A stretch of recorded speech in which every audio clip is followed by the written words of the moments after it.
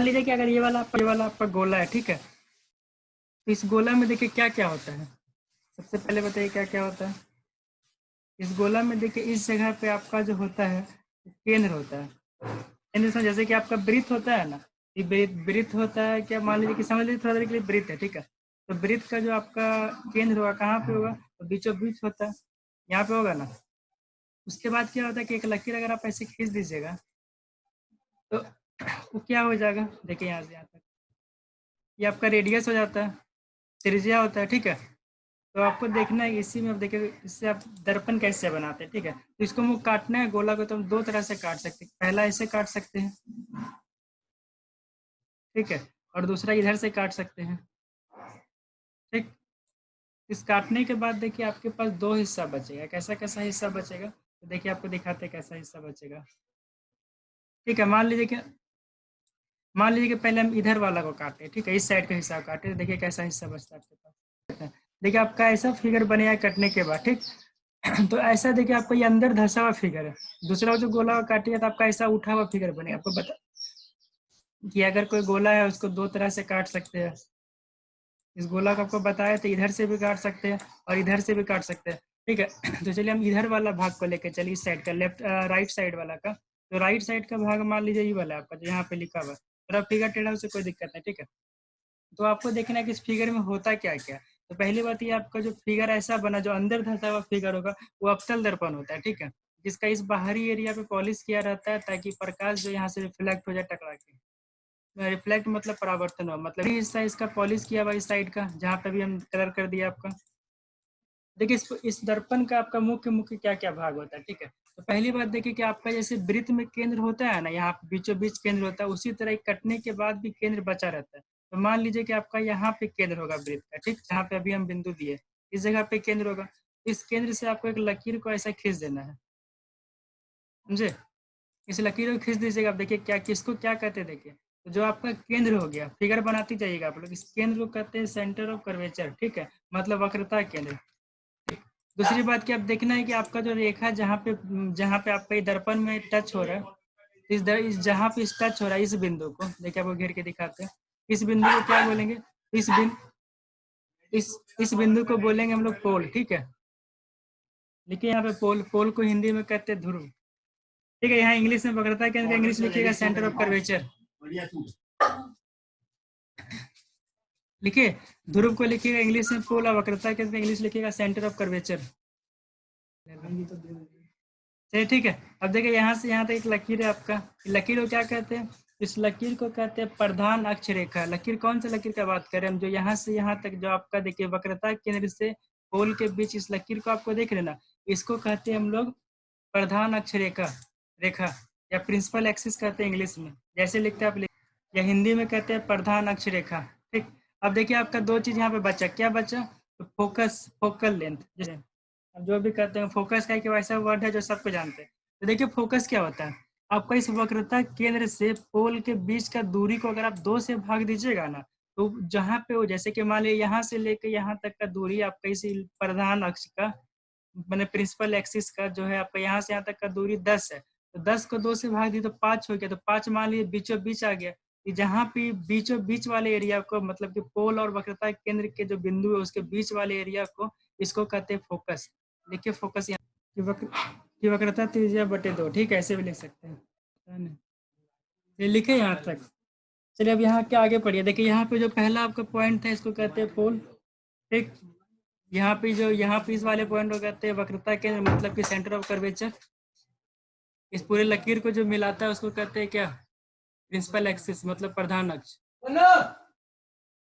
बंद कर दिया गया, ठीक है। देखिए अब इसके बाद आपको करना क्या, यहाँ तक समझ गया। अब देखिए अवतल दर्पण का सबसे बड़ा खासियत है क्या, कि आपको पता चलेगा कि अंदर धंसा हुआ एरिया रहता है, ठीक है, कॉनकेव कहते हैं, ठीक। अब यहाँ से देखिए आपको जानना है कहाँ से रेखा जो रेज आता है कैसे रिफ्लेक्ट होता है।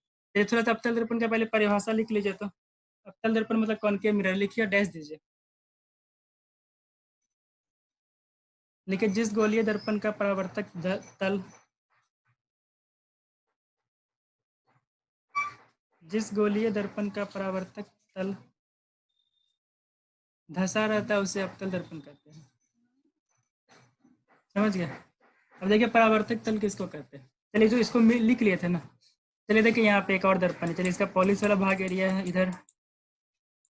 देखिए परावर्तक तल कहते हैं वैसा तल को जहाँ से लाइट आपका रिफ्लेक्ट होता है, मतलब लाइट का जो रे आता है जहाँ से परावर्तित होता है। तो देखिए आपका ये धंसा हुआ है, तो आपका देखिए इधर से लाइट नहीं आता है, लाइट इस साइड से आता है। जब भी आएगा तो इधर से आएगा, इधर से आएगा, और यहाँ पे जिस जगह पे टकराएगा, मान लीजिए इस जगह पे टकराएगा, आगे तो पॉलिश उधर जाना नहीं इसको, इस जगह पे टकरा करके ऐसे रिफ्लेक्ट हो जाएगा। ठीक है, रिफ्लेक्ट ऐसे हम बता रहे हैं, ऐसे रिफ्लेक्ट होता नहीं है। ठीक है, रिफ्लेक्ट होने का रूल होता है, तीनों रूल आपको भी लिखा देंगे। ठीक है, तो मान लीजिए रिफ्लेक्ट हो रहा है, तो आप देखिए किस बिंदु से रिफ्लेक्ट हो रहा है, इस बिंदु से रिफ्लेक्ट हो रहा है। यहाँ पे इस एरिया सतह से, इस सतह से टकरा के रिफ्लेक्ट हो रहा है। तो जिस सतह से टकरा के रिफ्लेक्ट हो रहा है, देखिए वो अंदर की तरफ धंसा हुआ है ना। देखिए कोई भी अवतल दर्पण अंदर धंसा हुआ है ना, इसीलिए कहते हैं कि परावर्तक तल अंदर धंसा होना चाहिए। ठीक, चलिए इसका दूसरा पॉइंट लिखिए। देखिए अवतल दर्पण अनंत से आने वाली किरणों को सिकोड़ता है, इसीलिए इसे अभिसारी दर्पण अनंत। अगर इधर पॉलिश मार दीजिएगा तो रिफ्लेक्ट यहाँ से शुरू हो जाएगा, तो ऊपर हिस्सा, ऊपर हाँ। उठा हुआ हिस्सा शुरू होगा तो उत्तल कहलाएगा। और दूसरी बात कि अगर आप ऊपर की तरफ पॉलिश मार दीजिएगा तो लाइट का रिफ्लेक्शन इधर से शुरू हो जाएगा, ये अंदर धंसा हुआ हिस्सा से रिफ्लेक्ट शुरू होगा, उत्तल हो गया। वो तो आपको मैं एग्जाम्पल दिए थे, गोला का 2 भाग कटा हुआ है ना, तो आपका ऐसे पॉलिश पे भी डिपेंड करता वो मेन पॉलिश पे है ना। है। ठीक है। का मेन है कहाँ से रिफ्लेक्ट हो रहा है, जिस जगह से रिफ्लेक्ट हो रहा है अगर वो अंदर की तरफ धंसा हुआ तो अवतल हो गया, और अगर जहाँ से रिफ्लेक्ट हो रहा है बाहर के, अगर मतलब बाहर की तरफ उभरा हुआ है तो उत्तल हो गया। उत्तल मतलब कॉन्वेक्स। अच्छा। जो यहाँ से लेके यहाँ तक का दूरी, ठीक है, और यहाँ से लेके यहाँ तक का दूरी हमेशा बराबर होगा, समझे। चलिए दूसरा रूल देखिए कि लाइट अगर अनंत से आ रहा है, चलिए यहाँ से आ रहा है लाइट, अगर अनंत से लाइट आएगा तो लाइट क्या होगा कि जो भी लाइट अनंत से आया है ना, वो यहाँ से टकराने के बाद वो फोकस को काटते हुए निकल जाएगा, समझे इसको। कि अगर लाइट अगर आपका अनंत से आ रहा है, इन्फिनिटी से, इस साइड से बियॉन्ड सी जिसको कहते हैं, मैंने इधर अनंत, इधर इधर अनंत का एरिया, ठीक है। अगर लाइट इधर से आपका आएगा, इधर से, तो क्या करेगा कि यहाँ से टकराएगा, रिफ्लेक्ट होगा, ऐसा रिफ्लेक्ट होगा कि फोकस को काटते हुए निकले। देख रहे हैं यहाँ फोकस को काटते हुए निकला ना, बस जब भी इधर से लाइट है आपका फोकस को काटते हुए जाएगा। ठीक, पहला रूल हो गया है। चलिए इसका दूसरा रूल देखिए, बेटा इसको लिख सकते हैं तो लिख लीजिए। यदि लाइट अनंत से आए, यदि रे अनंत से, किरण मतलब अनंत से आए, तो वो फोकस को काटते हुए गुजरेगी। ठीक है, और दूसरी बात एक चीज़ आपको ध्यान रखना है क्या, कि यहाँ पे रेज का दिशा जरूर दिखाना है कि इधर से रेज आया और इधर से गुजर गया, इधर से आया और रिफ्लेक्ट होकर यहाँ से गुजरा। रिफ्लेक्शन का ध्यान रखिएगा कि जो लाइट रिफ्लेक्ट करता है वही इमेज बनाता है। चलिए पहला जो रूल था ना उसी के सिमिलर रूल है, ठीक है, एकदम सेम टू सेम। अगर कोई लाइन अगर फोकस को काटते हुए आएगा, ठीक है, तो क्या होगा, वो रिफ्लेक्ट होके अनंत पर चला जाएगा।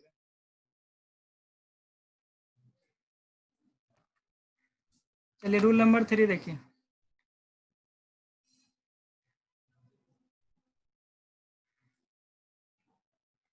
कि अगर कोई लाइन जो है आपका सेंटर ऑफ कर्वेचर से क्रॉस करेगा, मतलब जो बोले थे आपका इस केंद्र से क्रॉस करेगा, वक्रता केंद्र है ना हिंदी में,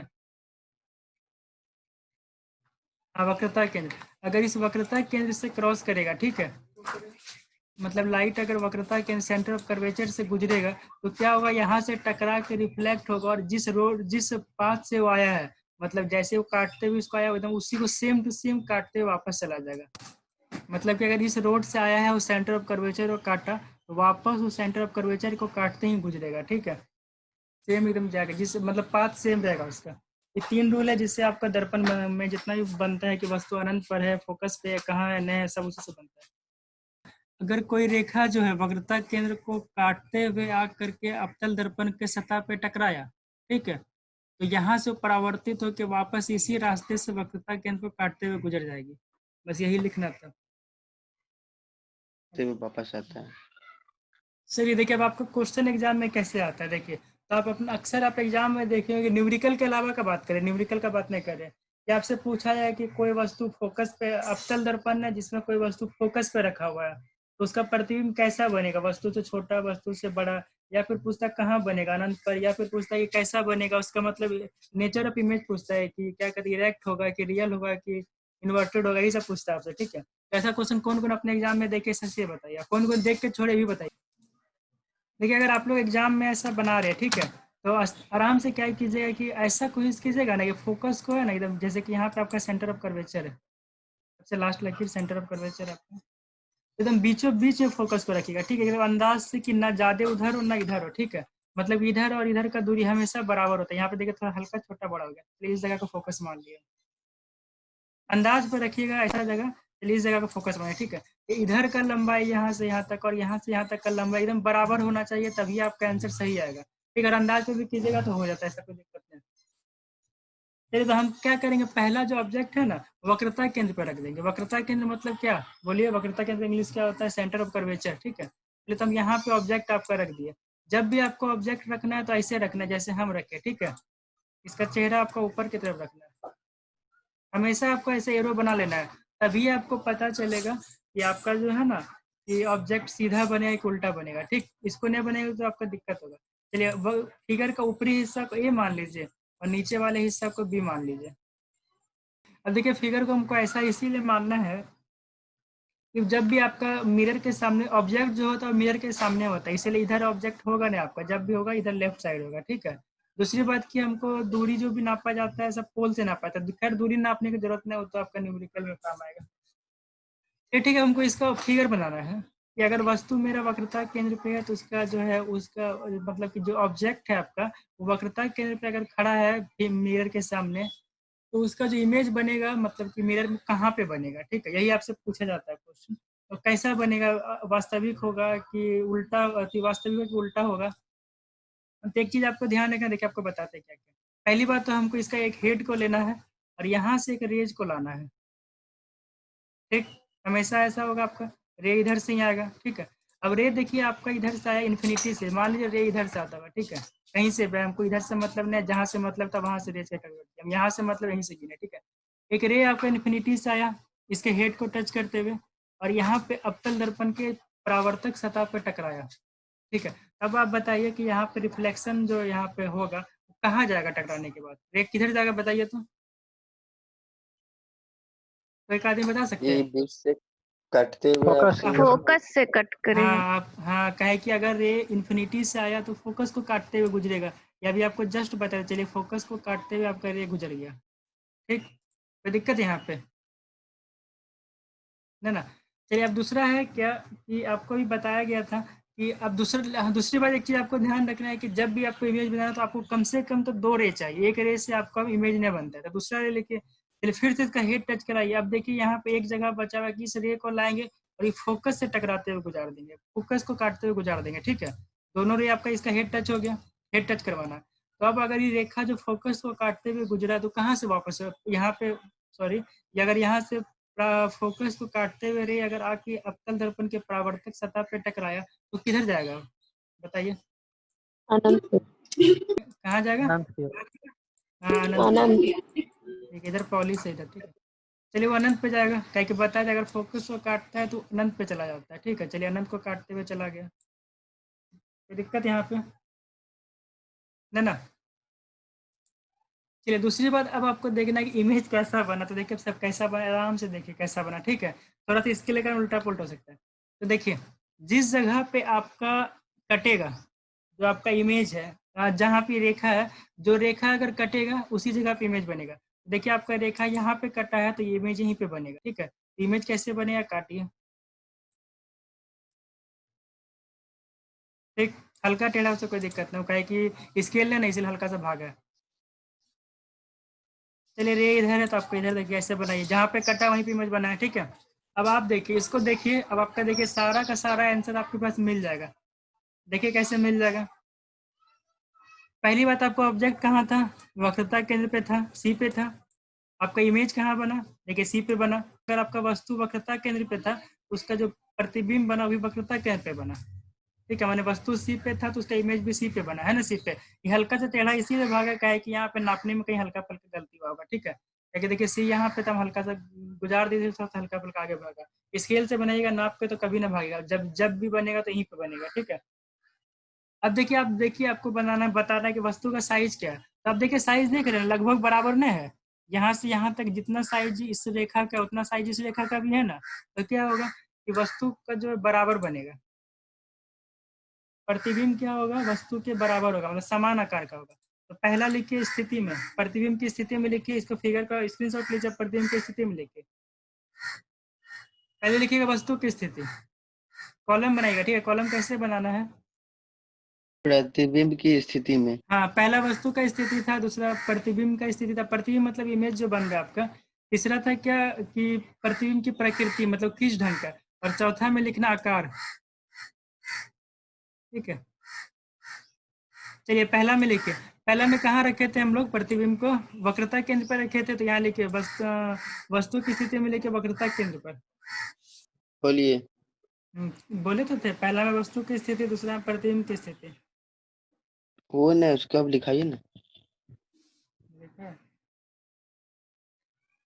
चलिए लिखिए, क्या लिखा था, रुकिए तो मैसेज आ गया था। हाँ, वस्तु था वक्रता केंद्र पर, मतलब सेंटर ऑफ कर्वेचर पे, है ना। देखिए यहाँ पे वस्तु है ना सेंटर ऑफ कर्वेचर पे, तो प्रतिबिंब कहाँ बना, तो प्रतिबिंब देखिए सेंटर ऑफ कर्वेचर पे ही बना है। लिखिए प्रतिबिंब की स्थिति में लिखिए वक्रता केंद्र पर। अब आप इतना तो दिमाग आप समझ ही सकते हैं कि वस्तु उल्टा है कि सीधा। आप देख के बताइए वस्तु उल्टा है कि सीधा। देखिए ऐसा वाला वस्तु ऐसा बन गया, तो सीधा हुआ कि उल्टा हुआ, उल्टा है। देख के लग रहा है उल्टा है, तो लिखिए प्रकृति में उल्टा, लिखिए उल्टा। अब एक चीज क्या याद रखिए, जब भी प्रतिबिंब उल्टा होगा ना, तो जो इमेज होगा वास्तविक ही होगा। लिखिए वास्तविक, अगर ऐसा उल्टा प्रतिबिंब बना है तो वास्तविक ही होगा। अगर ऑप्शन में क्या आखिर वास्तविक कैसे होगा ये भी जानना जरूरी है ना। देखिए कैसे होगा, आपका जो यहाँ पे लकीर कटा है वो रियल लकीर था कि आप अपना क्या कहते हैं काल्पनिक लकीर। काल्पनिक लकीर देखिए ऐसा क्या किसको कहते हैं, देखिए एक रेखा इधर से जा रहा है, ठीक है, लेकिन आपको चाहिए कि इधर जाए, तो आप क्या कीजिएगा, एक काल्पनिक रेखा इसे खींच दीजिए। काल्पनिक रेखा समझते हैं ना, ऐसा खींचते हैं, तो आपको ऐसा काल्पनिक रेखा खींचना पड़ा कहीं पे, रिफ्लेक्टेड रे ही कट गया, ये बताइए। जो रेखा रिफ्लेक्ट है वही ना कट गया, तो जो रेखा रिफ्लेक्ट हो अगर वही कट गया तो क्या होगा कि वास्तविक ही होगा। अगर आपको ऐसा कुछ जबरदस्ती कहीं से क्रॉस न करवाना पड़े तो। मैं नेचुरली तरीका से कटा है, देखिए जहां से रिफ्लेक्ट होता है अपना रूल को फॉलो किया, रिफ्लेक्ट हुआ, भी रूल को फॉलो किया, रिफ्लेक्ट हुआ, और रिफ्लेक्ट यहाँ पे कट गया बिना कुछ किया आपका, तो हो जाएगा वास्तविक।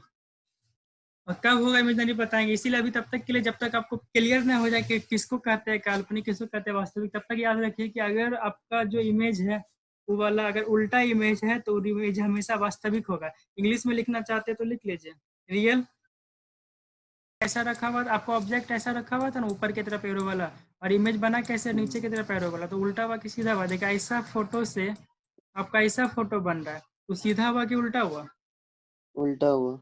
उल्टा हुआ तो लिखिए उल्टा। अगर उल्टा है तो वास्तविक भी होगा, लिखिए उल्टा है वास्तविक। वास्तविक इसीलिए भी होगा कि देखिए वास्तविक रेखा काटे, कहीं इमेजनरी लाइन नहीं खींचना पड़ा आपको। ये जब पूछ तक रहे आप कि आकार में ना लिखेंगे ये। प्रकृति में लिखिएगा, हो आकार में इसको कीजिएगा कि उल्टा है वास्तविक। आकार में लिखिएगा वस्तु के बराबर, देखते हैं जितना बड़ा आपका ये रेखा है उतना बड़ा आपका प्रतिबिंब है, दोनों बराबर न है।